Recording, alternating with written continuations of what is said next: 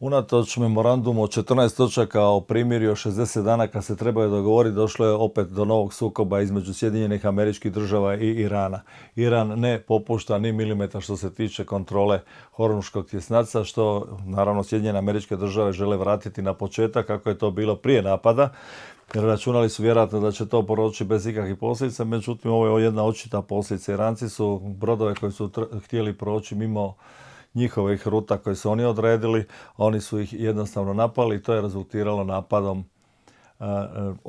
uzvraćanjem Sjedinjenih Američkih Država. Američki predsjednik Trump, on smatra da je primirje završilo, ali da je zainteresiran za daljnje razgovore koji su kao tražili da se nastave Iranci. Međutim, činjenica je da Sjedinjene Američke Države u tom dijelu svijeta nemaju niti jedan dobar potez koji mogu povući. Prvo, mogu se povući, što je najgora opcija za njih, i priznati poraz, što vjerojatno neće učiniti.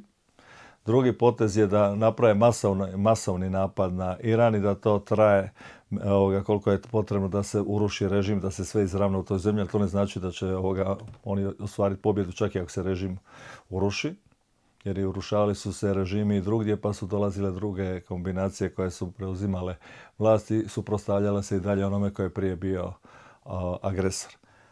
Onda imate i treća varijanta bi bila da se dogovore, međutim da li će do dogovora doći ili neće, vrlo je teško zato što su interesi prilično pozicije su udaljene i tu se jednostavno ne može doći do dogovora. Tu imamo dodatni element, a to je Izrael, gdje Benjamin Netanjahu inzistira da dok je on premijer da Iran sigurno neće imati nuklearno oružje i Izraelu bi u svakom slučaju maksimalno odgovaralo kad bi mogao postići to da se napad na Iran nastavi. Naravno u Sjedinjene Američke Države jer Izrael sam nema dovoljno snage za to, a i Amerikanci su značajna sredstva i rezerve razne vrsta streljiva potrošili u ovom ratu. Taj dio streljiva već prije bio potrošen u ratu u Ukrajini, a sada je značajan dio tih sredstava potrošen u ratu u Iranu. Posebno protuzračne rakete s kojima se pokušavalo štititi pozicije Izraela, ali ne samo Izraela, nego i američkih baza koje se nalaze u okruženju, tipa Katar, tipa Bahrein, tipa Jordan. Međutim, to nije bilo baš najbolje izvedeno, gdje se pokazalo da su Sjedinjene Američke Države prilično ranljive, bez obzira koliko je desetaka milijardi utučeno u te baze da bi se one složile, da bi se pokazala na taj način američka moć. Ono što se također u zadnje vrijeme provlači, a to je pokušaj kao pripreme atentata na Trumpa, kao te informacije dostavio Mossad, jer su se Iranci kad je ubijen njihov zapovjednik Kuca Soleimani, kad je ubijen, su se zakleli da će ga ubiti, a sad je bilo i pokop Hamneija gdje su također vikali da će se osvetiti i tako dalje, što sigurno ima nešto. Međutim, pitanje je da li oni imaju tu informaciju ili se ta informacija namjerno gura van iz jednostavnog razloga da bi se dodatno zakomplicirala situacija i da bi se navelo Sjedinjene Američke Države, to je Trumpa da mimo odluka bilo kakvih kongresa krene u obračun sa Iranom, to je konkretno sa režimom u Teheranu. Izraelu u svakom slučaju ne odgovara nikakva opcija mira, znači oni žele i Iran, Libanon, odbijaju se povući iz Libanona, čak i ovaj dio gdje je libanonska vojska tražila da se povuku, da će libanonska vojska ući u taj dio, međutim oni ni to nisu napravili. U Gazi je situacija koja je gurnuta ispod tepiha, međutim tamo rješenja nema, tamo otpor također postoji. Hamas drži čvrsto kontrolu u svojim rukama, spreman je to vlast navodno prepustiti tehnokratskoj palestinskoj strukturi, međutim nikakva palestinska struktura Izraelu ne odgovara. Na kraju sam Izrael je sudjelovao u stvaranju Hamasa jer im sekularni PLO unutar kojeg je Al-Fatah bio najznačajnija grupacija nije odgovarao i upravo im je trebao jedan Hamas koji su oni pomogli na razne načine, pa financirajući ga i preko Katara, da bi prikazali svijetu da oni u stvari nemaju s kim razgovarati.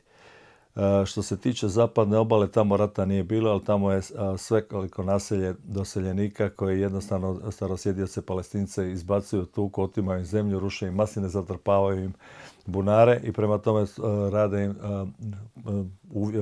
uvjete života nepodnošljiva. Naravno da to će sve se jednog trenutku vratiti jer možeš pritiskati, ali onda jednostavno dođe do pucanja i to se vraća natrag.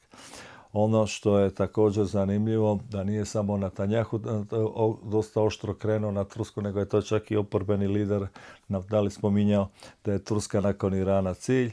Turska se uspjela približiti Trumpu i Turska je vrlo blizu toga da dođe u posjed, to je da može kupiti, što je prije bilo odbijeno, F-35. Turska je sudjelovala u razvoju F-35, je to i financirala, međutim kako izlika da im se to ne omogući kupovina, to je korištenje, je bila to što su kupili ruski sustav S-400 protuzračni i Sjedinjene Američke Države su bile obustavile taj izvoz, međutim sad se situacija mijenja s obzirom da je uvidio i Trump i ekipa oko njega koliko je Turska ozbiljna vojna sila. Naravno da će Izrael učiniti sve što u njegovoj moći da Turska ne dobije najsuvremenije oružje, jer na taj način će njihova supremacija u zraku biti u jednom dijelu ugrožena, iako moramo uzeti u obzir da Izrael uvijek radi upgrade, to jest unapređuje elektroniku, tako da su njihovi avioni u svakom slučaju u nekim dijelovima i kad ih oni dobiju kvalitetniji nego što su američki, koje su Amerikanci su im ga isporučili. Da Izrael ne miruje ni u Iraku, to smo vidjeli u zadnjem ratu kad su svoju bazu ilegalno napravili na području Iraka i to su uspjeli zaštititi praktički skoro pa do kraja rata. Prema tome u Iraku oni računaju dugoročno jedino na Kurde, ali ne samo Kurde u Iraku, nego i one u Turskoj, one u Siriji, a i one koji se nalaze u Iranu. To je cirka nekih 40 milijuna Kurda koji imaju nesretnu povijest, da jedna tako velika nacija je podijeljena između te četiri države i u nijednoj državi oni nisu baš previše obožavani. Jedino što su nakon pada Sadama Huseina uspjeli dobiti federalnu jedinicu u Iraku sa glavnim gradom Erbilom, a da i tada nije bilo neke velike ljubavi prema njima. Najbolji pokazatelj je da to u federalnu jedinicu nije ušao ni Kirkuk, ni Mosul u kojem oni predstavljaju većinu stanovništva. Još za Sadama Huseina, Sadam Husein je pokušao promijeniti strukturu naseljavajući Arape ne bili potisnuo Kurde, međutim nije mu to pošlo za rukom, ali to nije bio razlog Amerikancima koji su stajali za federalizacije Iraka, da to ne slože na način kako njima odgovara. Zašto nema Kirkuka i Mosula? Zato što se upravo ispod njih nalaze jako velika naftna nalazišta. Što se tiče Sirije, u Siriji Izrael također ima svoj interes, on je proširio svoje zone. Trump im je priznao pravo da je kao Golanska visoravan koju je Izrael okupirao 1967. da to pripada Izraelu, isto kao što je tada pripadalo da je cijeli Jeruzalem glavni grad Izraela. Čak i sad se krenula izgradnja nove američke ambasade, jer do sad je tamo bio konzulat, prije je bila samo zamijenjena tabla, a sve se dalje objavljivalo na promenadi u Tel Avivu. Međutim, ono što je važno za reći da ta izgradnja također kreće na zemlji koja je baš na najlegalniji način preuzela od Palestinaca koji su bili vlasnici te zemlje. Vidjet ćemo kako će se Amerikanci s tim uspjeti nositi, ali ako stvarno krene izgradnja, onda i Amerikanci sami sudjeluju u poništavanju prava Palestinaca na privatno vlasništvo koje im se otima kako god kome padne na pamet. Pišu se zakoni koji se odnose samo na njih, isto kao što sad imate zakon, to je jako slavio Ben Gvir, kad se donese zakon da bilo ko bude optužen za terorizam može biti osuđen na smrt, ali samo ako je Palestinac, ako je Izraelac, onda ne može. Imali smo situaciju kad je ubijen Yitzhak Rabin, tog imaju u zatvoru. Baš me zanima da li bi se Yigal Allon, on je bio atentator na Yitzhaka Rabina, baš me zanima da li bi se na njega odnosilo to da bude eliminiran. U Siriji, znači, situacija će se dodatno komplicirati zato što ona više daleko od toga da je kompaktna kao što je prije bila, jer imate i kršćane, i alavite, i druze, i kurde, i sunite. Prema tome tu će biti velikih turbulencija. Naravno da će ovi sa strane koji se bave s tim sigurno učiniti sve što u njihovoj moći da zakuhaju što veći sukob između tih vjerskih i nacionalnih zajednica. I naravno ono što je specifično također Somaliland koji se odvojio od Somalije, to je Izrael priznao. Zašto? Zato upravo da bi s te pozicije, ako se učvrste u tom dijelu svijeta, da bi mogli lakše doći do Huta koji su dio iranske osovine otpora koja može zakomplicirati situaciju prolaska kroz Suezki kanal. Prema tome, situacija se tu dodatno komplicira, jer kad imate zatvoren Hormuški tjesnac i s ove strane kad imate pritisak kod Babel Mandaba, prema tome tu se situacija dodatno komplicira. Međutim, zanimljivo je da su u međuvremenu iscurili podaci da su Trumpovi ovi koji mu vode financije kupovali su dionice raznih tvrtki i došli smo do situacije da su oni praktički imali do sad je iscurilo da su imali zaradu od otprilike nekih procjene su od 9,7 do 24,3 milijuna dolara samo od kupovini dionica prije nego što je ovaj sukob uopće krenuo. A ono što je također zanimljivo, da je i ministar obrane također pokušavao kupiti dionice ovih vojnog industrijskog kompleksa, ali mu to baš nije pošlo za rukom, za razliku od Trumpa. Inače, Trump koji se suočio inače i sa nekolicinom atentata prije, njemu ta situacija može biti komplicirana i dalje. Međutim, i ako bude izveden atentat, to će se vrlo teško ustanoviti ko točno stoji iza tog atentata.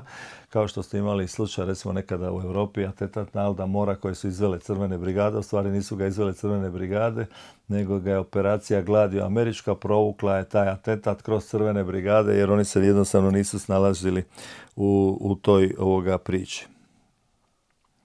Inače, tvrtke u koje je Trump ulagao, to je bilo vezano samo za ratnu priču, a glavna tvrtka u kojoj je ulagao je bila Palantir. Za Palantir mnogi smatraju da je to izrazito zločesta organizacija, međutim niko se ne suprotstavlja njihovom daljnjem razvoju. Zatim Lockheed Martin, General Dynamics i RTX, a to je dogovoreno uopće samog početka rata. Međutim, ono što je također zanimljivo, da uvijek kada cijene nafte trebaju skočiti gore, onda dođe do nekakvog napada i onda se svi čude kao zašto je to Trump napravio. Trump je to napravio iz jednostavnog razloga, zato što je on lutak na koncu transnacionalnih korporacija koje preko njega rade ono što njima odgovara i dižu sebi profite. I to je jednostavno proces koji je jednostavno nemoguće zaustaviti i kogod očekuje da će se to promijeniti, sigurno je da do toga neće doći, bez obzira da li se to kome sviđalo ili ne. I prije uvijek se govorilo o tome da je interes da se rat prekine, da se rat dobije ili da rat se izgubi. Međutim, vojno-industrijskom kompleksu ne odgovara, uopće nije važno da li će rat biti dobijen, izgubljen. Bitno je da rat traje. I kako rat traje, tako profiti rastu. Isto taka je priča i sa naftom i sa bilo čemu s čim je vojno-industrijski kompleks i ratovanje vezano. Ono što je Trumpa poljuljalo, nije očekivao da će Iran pružiti takav otpor i da će dobiti jednu značajnu polugu u svojim rukama koje ni sami Iranci praktički nisu bili svjesni.